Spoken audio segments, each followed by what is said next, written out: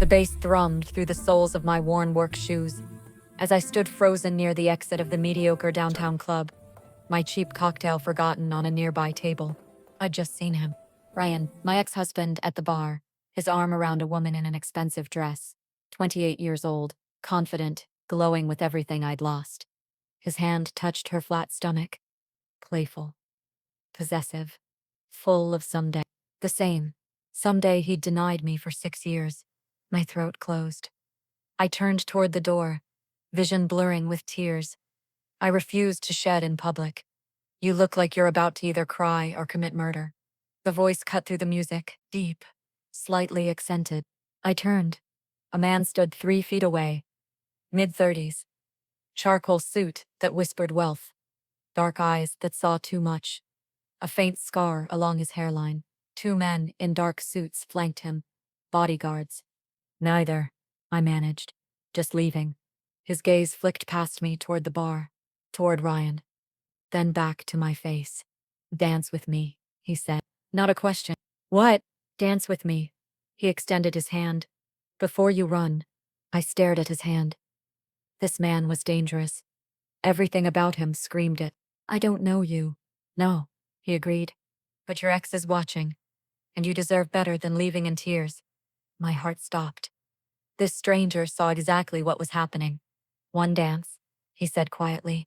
Then you can decide. I looked at his hand. Then I took it. His hand was warm, steady. He led me to the dance floor with the confidence of someone who'd never been told no. The music slowed. His hand settled on my waist, firm, possessive, but somehow safe. Thank you, I whispered. You didn't have to. Men who make women cry in public deserve to be reminded they're replaceable. I looked up, startled. He's your ex, he said. Not a question. How did you? The way you looked at him. The pale line on your ring finger. The fact you were leaving alone rather than face him.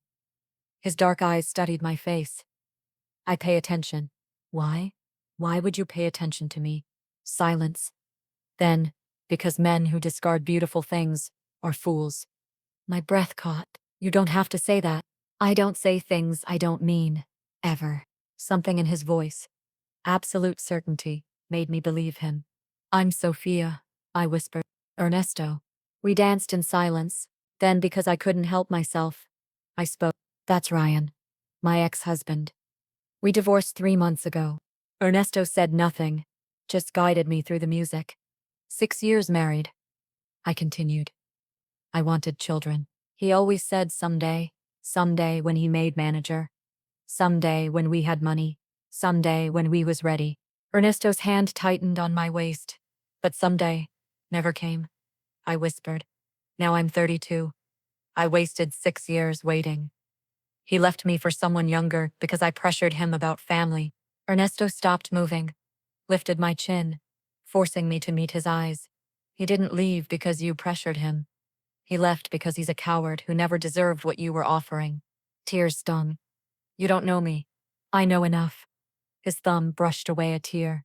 I know you came here alone because you needed to feel something other than pain. I know you're stronger than you think. How can you possibly? Because I recognize it. Something dark flickered in his eyes. I know what it looks like when someone's been hollowed out by waiting. Before I could respond, a voice shattered the moment. Sophia? What the fuck?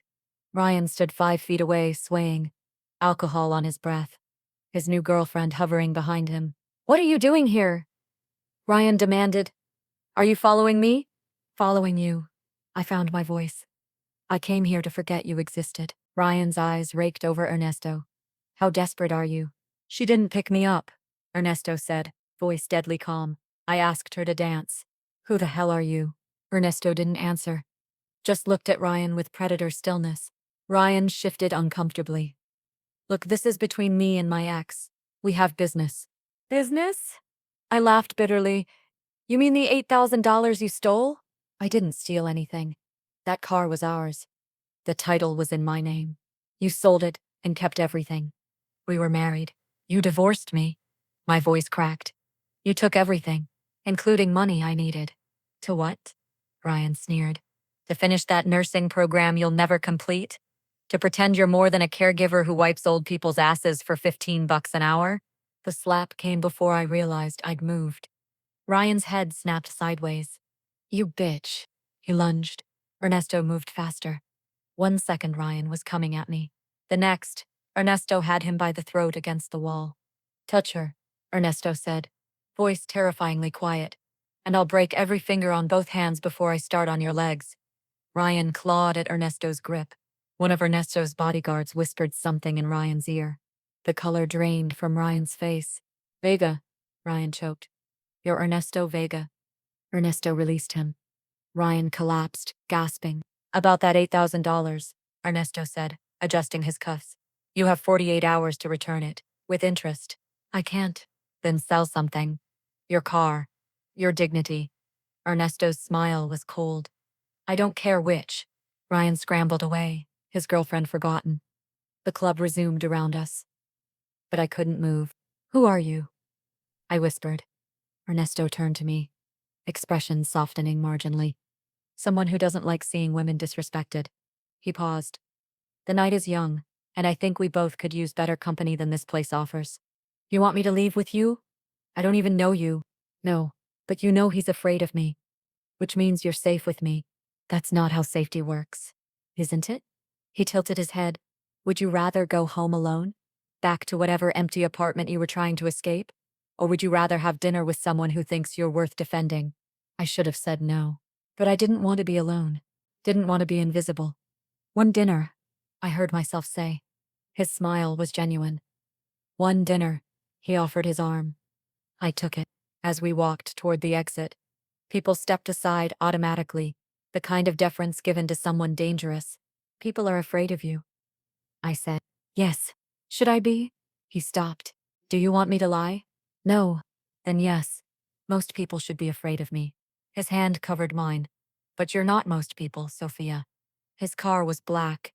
Expensive. Tinted windows. A driver opened the door. I slid into leather seats that cost more than my rent. Ernesto settled beside me. The car pulled away. Tell me about your work, he said. My work? You're a caregiver. I shifted, uncomfortable. I care for an elderly man, Vittorio. He has advanced Alzheimer. Ernesto's jaw tightened. So subtle I almost missed it. How long? He asked carefully. 2 years. He's 82. Sweet when he's lucid. Calls me Isabella, his dead wife's name. His family visits? His son Antonio. Sometimes. Once a month. Maybe. His grandchildren never come. Sadness crept into my voice. He has photos everywhere. 5 great-grandchildren. And he's alone. Maybe he deserves to be alone. I turned, surprised by the harshness. No one deserves to die alone. Some people do. Depending on what they've done. He's just an old man. Harmless. Ernesto looked out the window. People aren't always what they seem. The building was glass and steel. Waterfront. Private entrance. We rode the elevator to the 25th floor. It opened directly into his apartment. Floor-to-ceiling windows. Panoramic city and water views. Original art. Minimalist furniture that screamed wealth. This is... I couldn't find words. Too much, he finished. I was going to say beautiful. He poured wine. Something expensive. I didn't recognize. And led me to the balcony. The city glittered below. Water reflected lights like fallen stars. Why did you really help me tonight? I asked. Ernesto was quiet for a long moment. I have a sister, he said finally. Younger. Her husband left her when she was pregnant. Said he wasn't ready for children. His jaw clenched. I watched her break. Watched her question her worth. Because one man was too much of a coward to appreciate what he had. I'm sorry. Don't be sorry, he looked at me. Be angry. He stole 6 years of your life with empty promises. That deserves fury, not tears. I am angry, I admitted.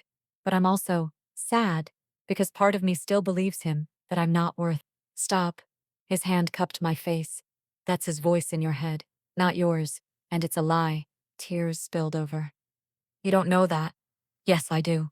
His thumb brushed my cheek. Because if you were worthless, you wouldn't have spent 2 years caring for an old man with dignity. You wouldn't have had the courage to slap your ex in public.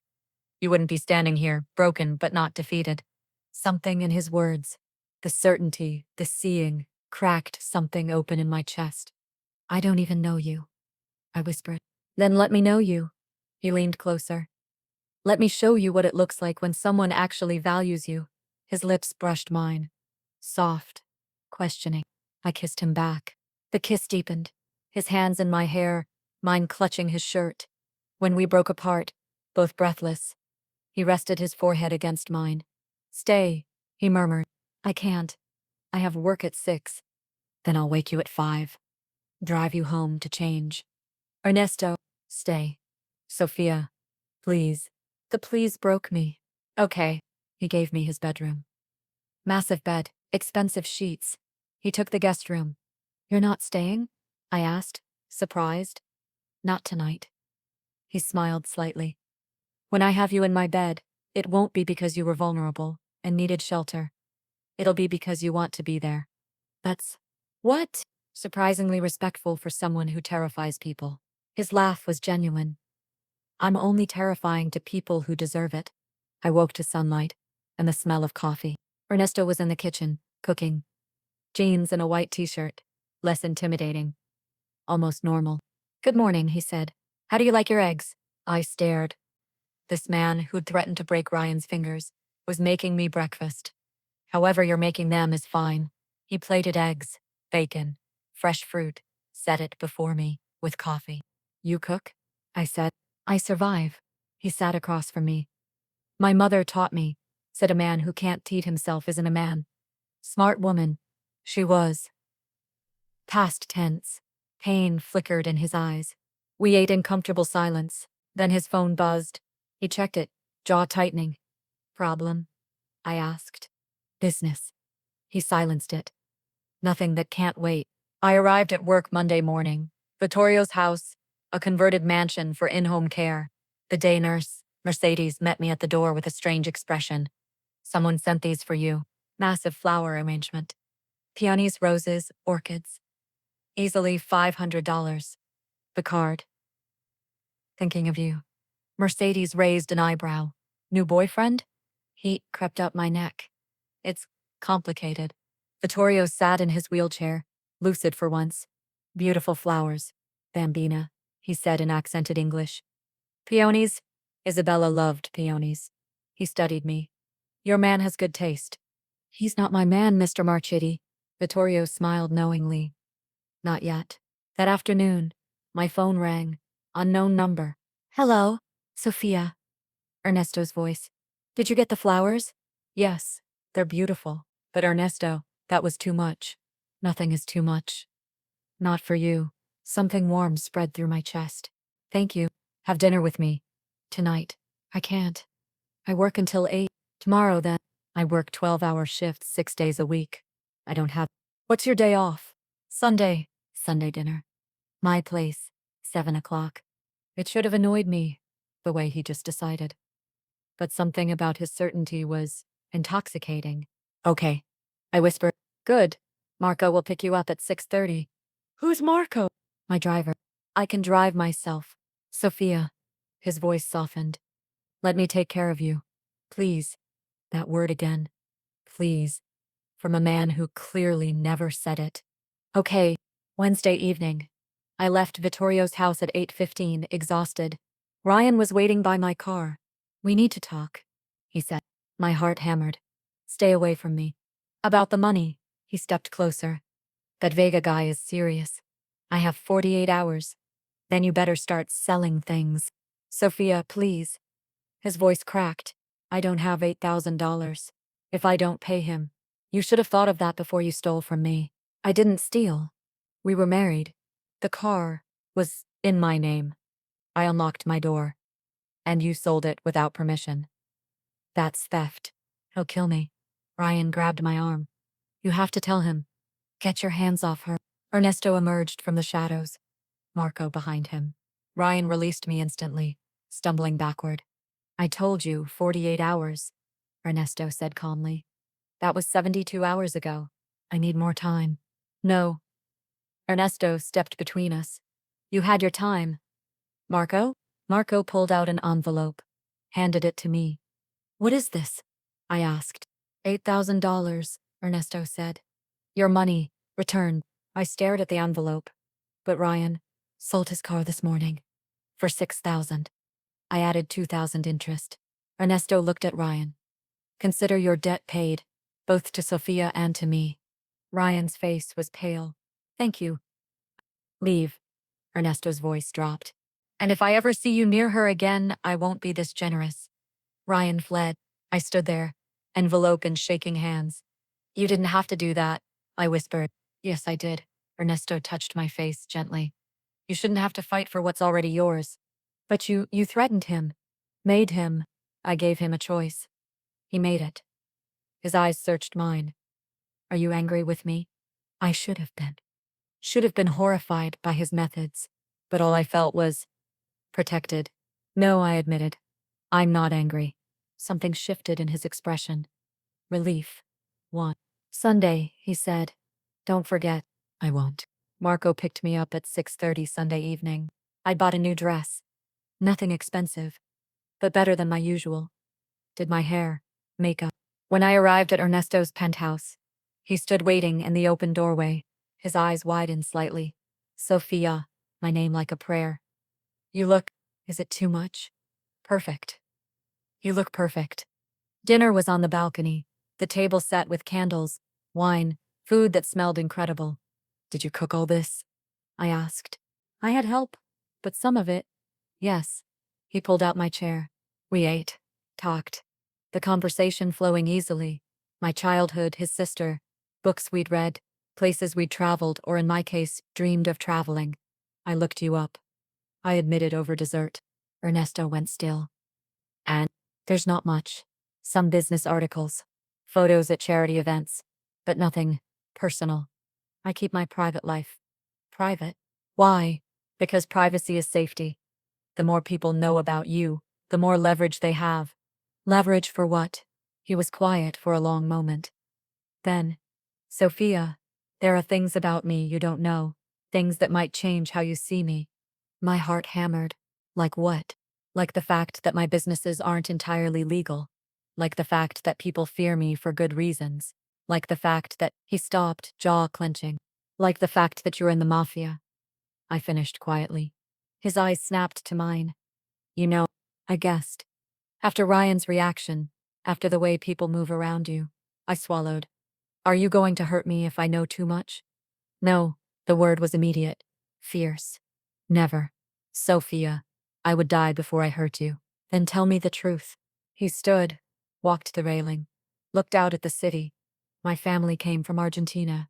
He began. Poor. Desperate. My father died when I was 12. My mother worked 3 jobs. It wasn't enough. I joined him at the railing. I started small, running errands for local gangs, then bigger jobs. By 20, I was running my own crew. His hands gripped the railing. I'm good at what I do. Very good. And what I do is operate in the spaces where law doesn't reach. And the violence? I asked carefully. I protect what's mine. Sometimes that requires force.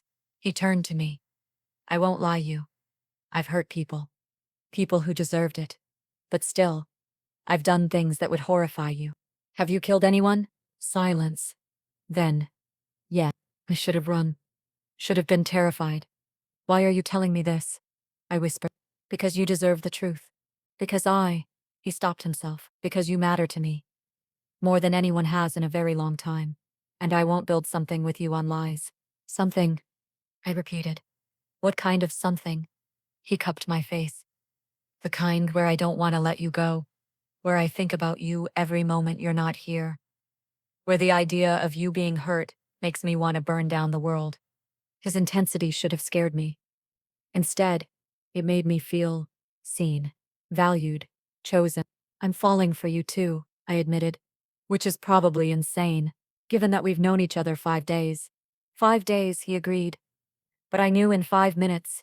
Knew what? That you were mine. He kissed me then. Deep, possessive, claiming. When we broke apart, both breathless, I whispered, take me to bed. Sophia, I want to. I'm choosing this. I'm choosing you. Something fierce and tender crossed his face. Are you sure? Yes.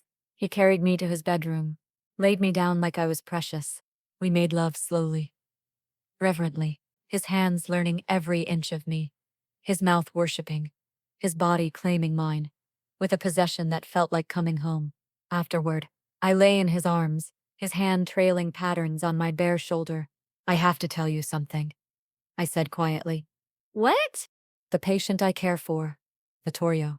His last name is Marchetti. Ernesto went completely still. Vittorio Marchetti, he repeated, voice carefully neutral. Yes. Do you know him? I know of him.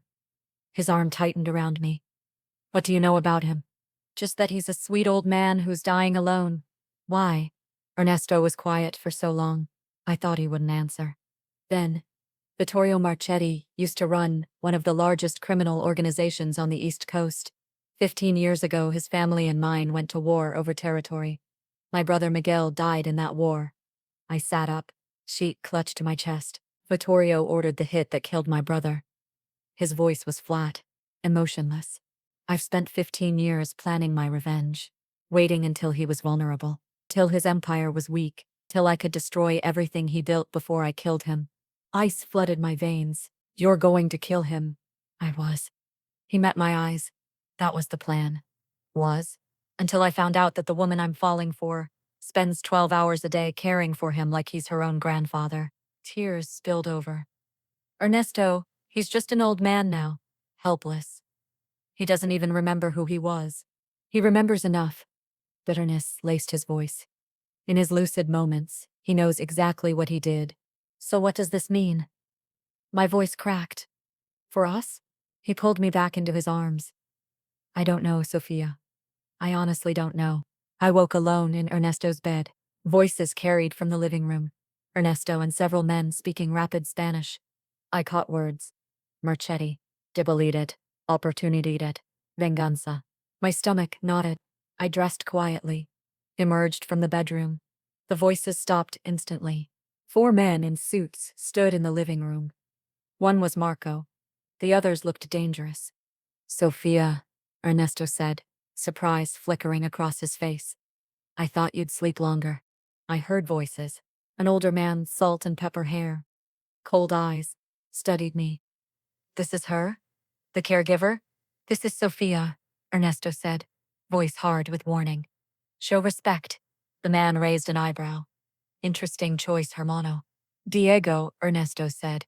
We'll finish this later. Diego's eyes flicked between us. The family is waiting for your decision about Marchetti, I said later. Diego nodded slowly. Then he and the other men filed out. When we were alone, I turned to Ernesto. They want you to kill him. It's what we've planned for 15 years. But you're hesitating. Yes, because of me. Yes. He crossed to me, took my hands. Sophia, I need to ask you something, and I need you to be honest.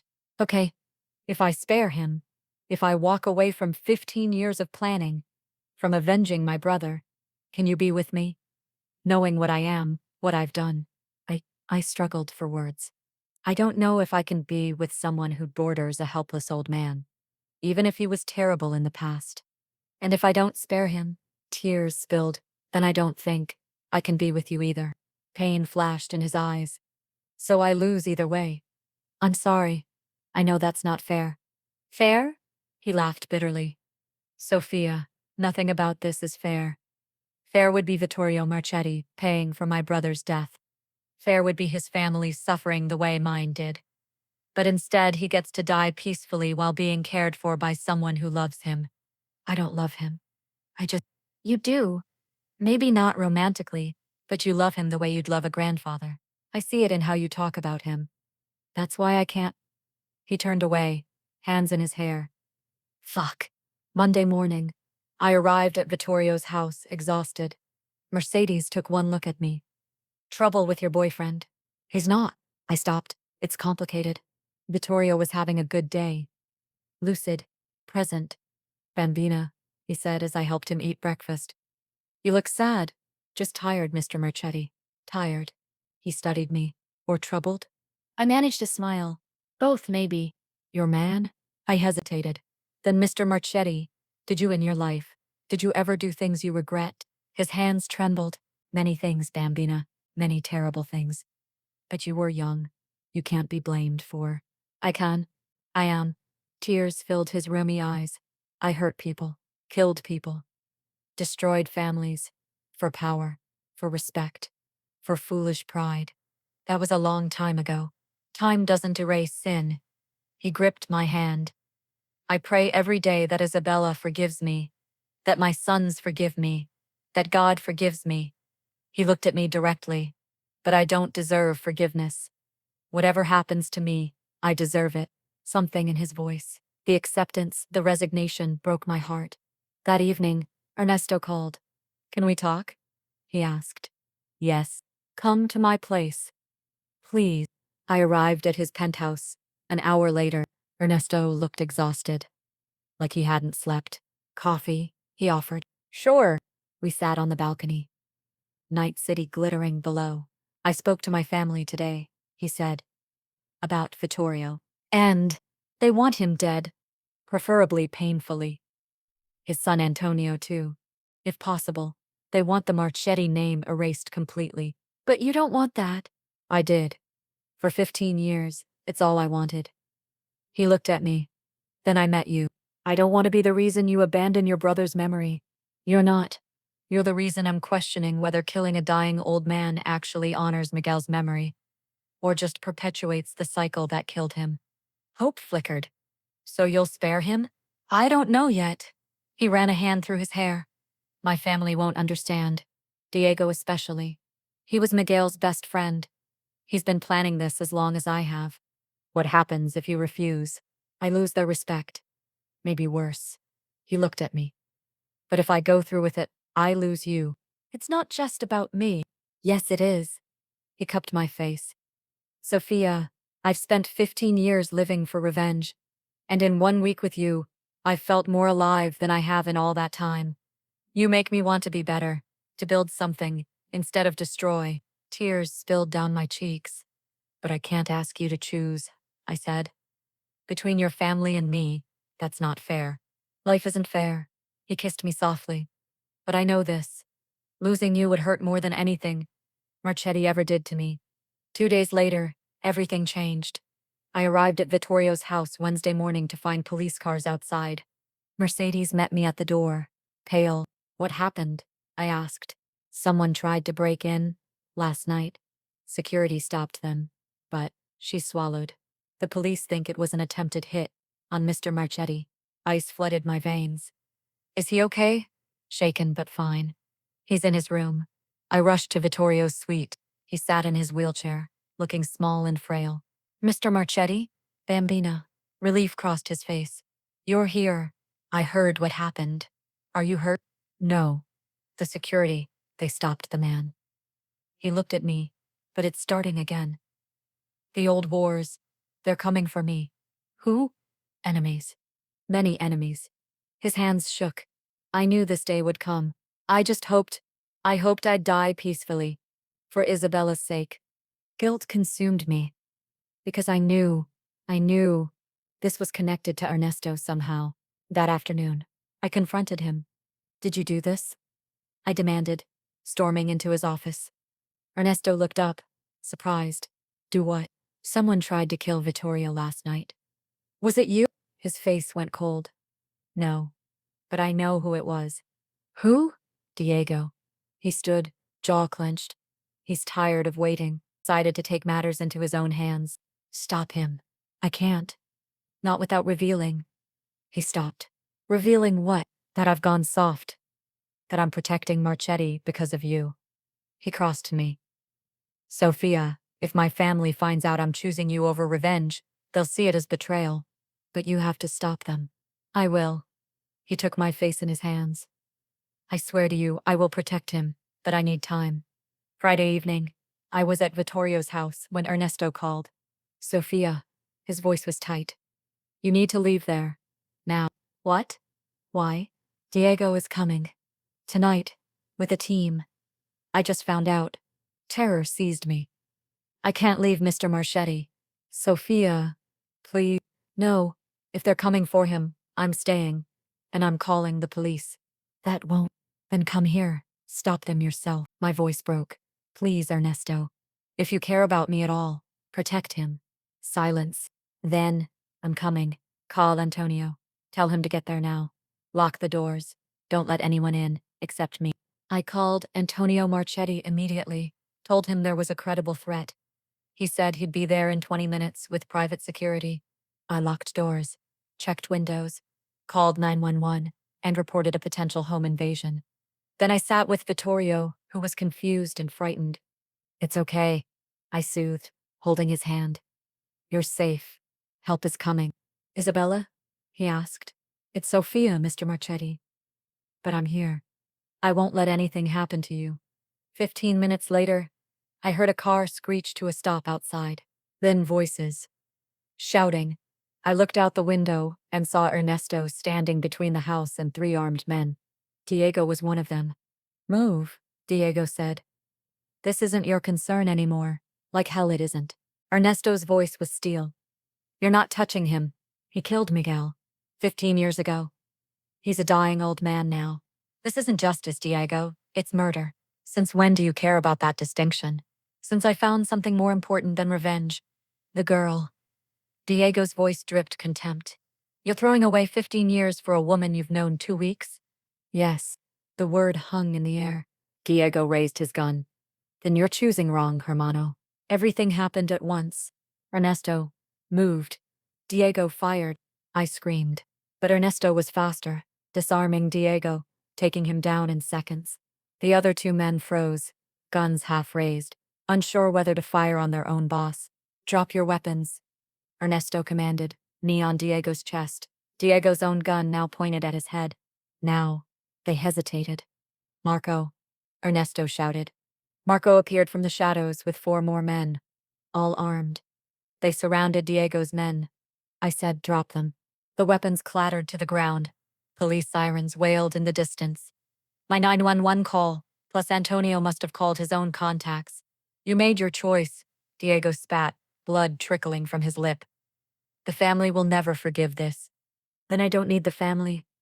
Ernesto's voice was cold. Final. I'm done, Diego. Done with the wars. Done with the revenge. Done with all of it. You're weak. No, Ernesto leaned closer. I'm finally strong enough to walk away. The police arrived within minutes. Diego and his men were arrested for attempted home invasion, trespassing with weapons, and assault.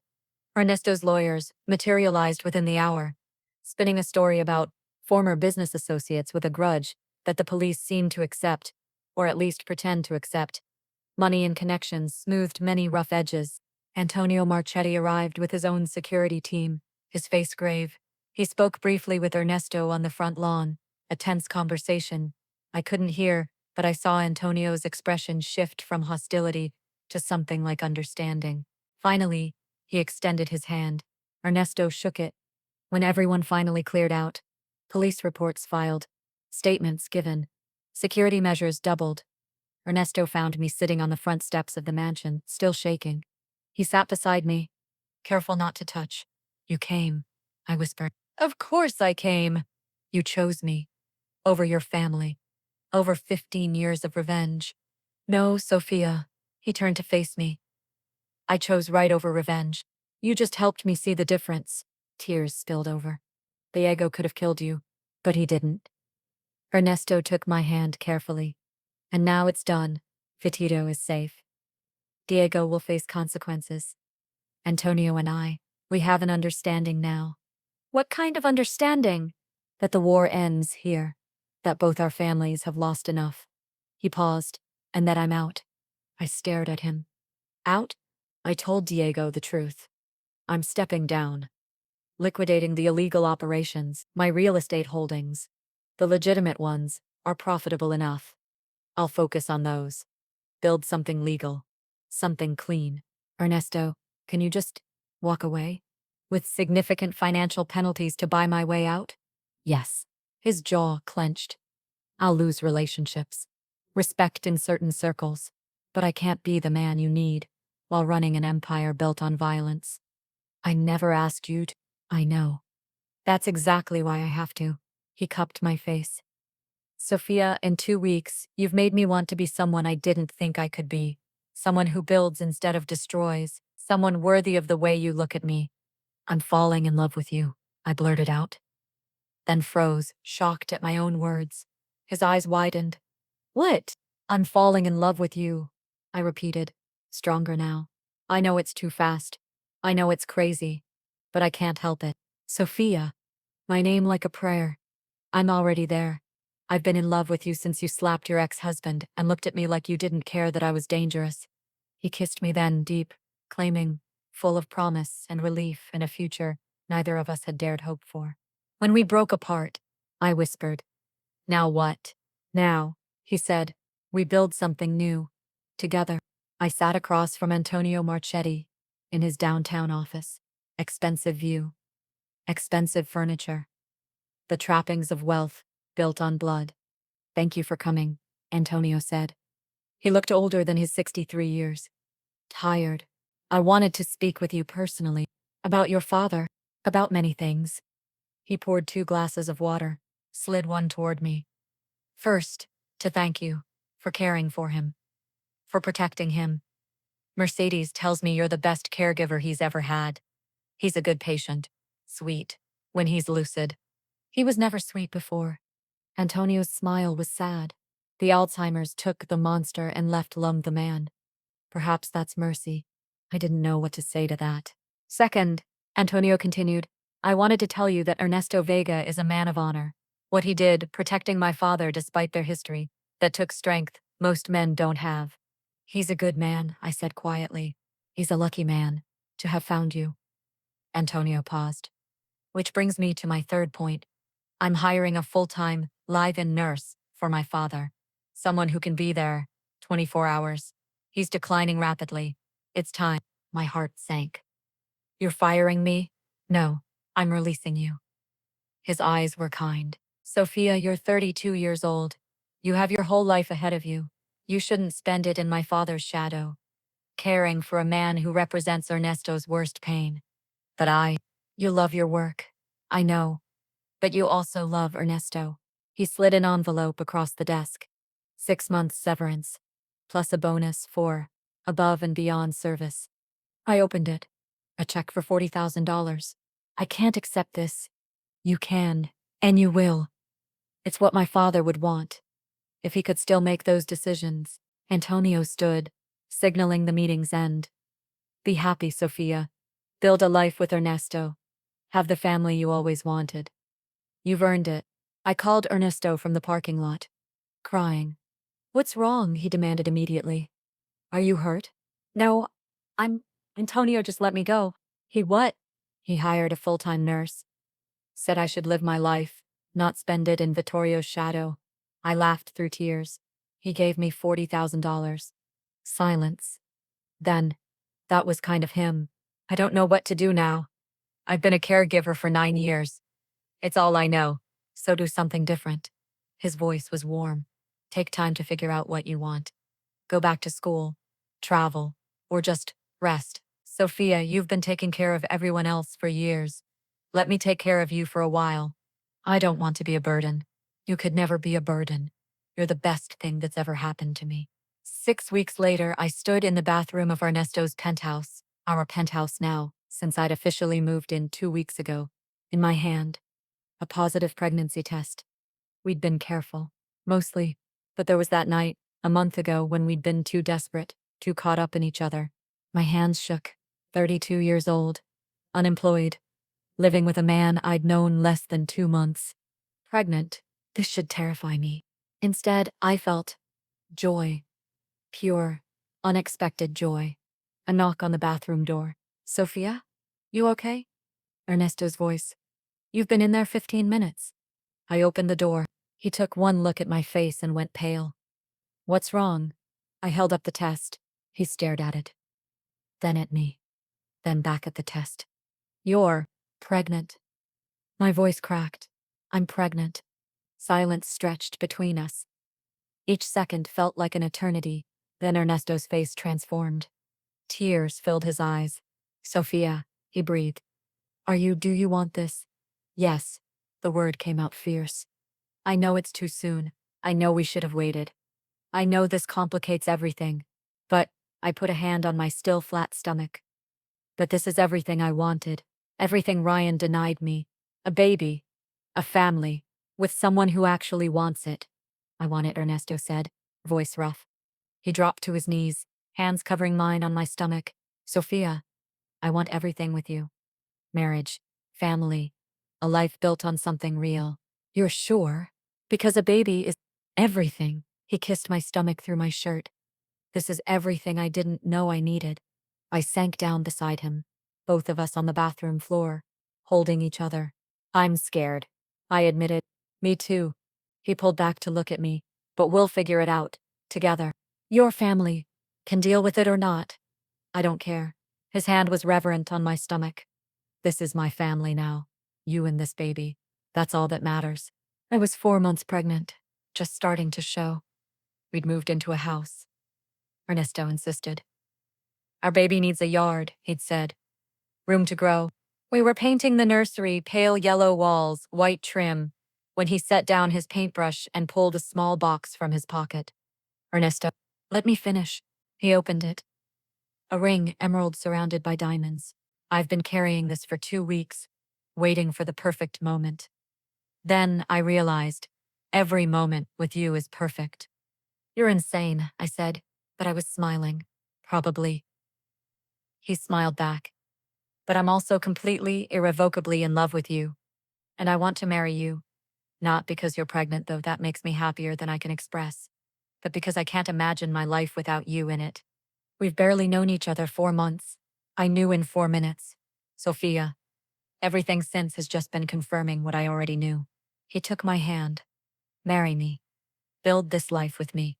Let me spend the rest of my existence proving that choosing me was the best decision you ever made. How could I say no to that? Yes, I whispered. Yes. He slipped the ring on my finger, then kissed me with a tenderness that still took my breath away. We married quietly at City Hall. Just family, my sister Clara, Ernesto's sister Lucia with her daughter Sophia, my namesake, I learned, Marco, and a handful of close friends. I wore a simple white dress that accommodated my growing belly. Ernesto wore a suit. We said our vows with our hands clasped over the tiny life growing between us. When the officiant said, "You may kiss the bride," Ernesto cupped my face and kissed me like I was the most precious thing in the world. I love you, Mrs. Vega, he whispered. I love you too, I whispered back. Afterward, we had lunch at a small restaurant Ernesto had rented out. Intimate. Perfect. Lucia pulled me aside during dessert. I need to thank you, she said. For what? For giving my brother back. Her eyes were wet. After Miguel died, Ernesto, he became someone I didn't recognize. Cold, consumed by vengeance. I thought I'd lost both my brothers that day. But then you came along, she continued. And suddenly he was Ernesto again. The brother who protected me, who made me laugh, who believed in second chances and new beginnings. He did that himself, I said. No, you showed him it was possible. She hugged me. Thank you for loving him. For giving him a reason to choose life over death. Labor was brutal. 16 hours, Ernesto never left my side, holding my hand, whispering encouragement, looking more terrified than I'd ever seen him. When they finally placed our daughter in my arms, 6 pounds, 7 ounces, dark hair like her father. My nose, I wept. She's perfect, I whispered. Ernesto stared down at her with an expression of pure awe. His finger traced her tiny hand. She gripped it, instinctively. What should we name her? He asked, voice thick. We'd discussed names, but never decided. I looked at this tiny miracle, this life we'd created from brokenness and second chances. Isabella, I said. For new beginnings. For the love Vittorio and his Isabella had. For hope. Ernesto's tears fell freely. Isabella Sofia Vega. Perfect. He kissed my forehead. Then our daughters. Thank you, he whispered, for giving me everything I never knew I needed. 2.5 years later, it was Isabella's 3rd birthday. Our backyard was filled with family and friends. Balloons, a princess cake, Isabella running around in a purple dress, her dark curls bouncing. Ernesto's sister Lucia, with her daughter. My sister Clara, with her family. Marco and his new wife. Mercedes, from Vittorio's old house. We'd stayed close. And in the corner, in a wheelchair with a private nurse beside him, sat Vittorio Marchetti. He'd deteriorated significantly. Barely spoke most days. But when the invitation arrived, sent by me, Approved by Ernesto. Antonio said his father had wept. I watched as Ernesto crossed the yard to where Vittorio sat. They looked at each other for a long moment. Then Ernesto extended his hand. Vittorio took it with trembling fingers. Thank you, Ernesto said quietly. So only Vittorio and I, watching nearby, could hear. For teaching me that some things are worth more than revenge. Vittorio's eyes were lucid, one of his rare moments of clarity. Your brother, Miguel, I'm so sorry. So sorry for everything. I know. Ernesto's voice was steady. I forgive you. Vittorio's tears fell. Grazie, Figlio. Grazie. Antonio appeared at his father's side. Emotional at witnessing this moment of grace, he nodded at Ernesto, respect between former enemies. I stood on the porch, our second child growing in my belly, just 8 weeks, still a secret, watching the scene through my own tears. Mama sad? Isabella asked, toddling over with frosting on her face. No, baby, I said, picking her up. Mama's happy. So happy. Ernesto looked up, caught my eye across the yard, smiled. That smile he reserved only for us. I smiled back, one hand on my belly, where our son grew. 2.5 years ago, I'd been invisible, disposable, convinced I'd wasted my best years on a man who never valued me. Now I had everything. A husband who saw me, a daughter who needed me, another baby on the way, and a family built on love. Ernesto crossed the yard, took Isabella from my arms. She immediately grabbed his collar, babbling about her new toys. What are you thinking? He asked me. That I'm glad I didn't run that night. When you asked me to dance, I would have chased you, he said, kissing my forehead. I know. I leaned into him. That's why I stayed. Isabella squirmed between us. Cake, she demanded. Ernesto laughed. Cake first. But then, he kissed me, deep and full of promise. When we broke apart, he whispered, Thank you. For what? For saving me.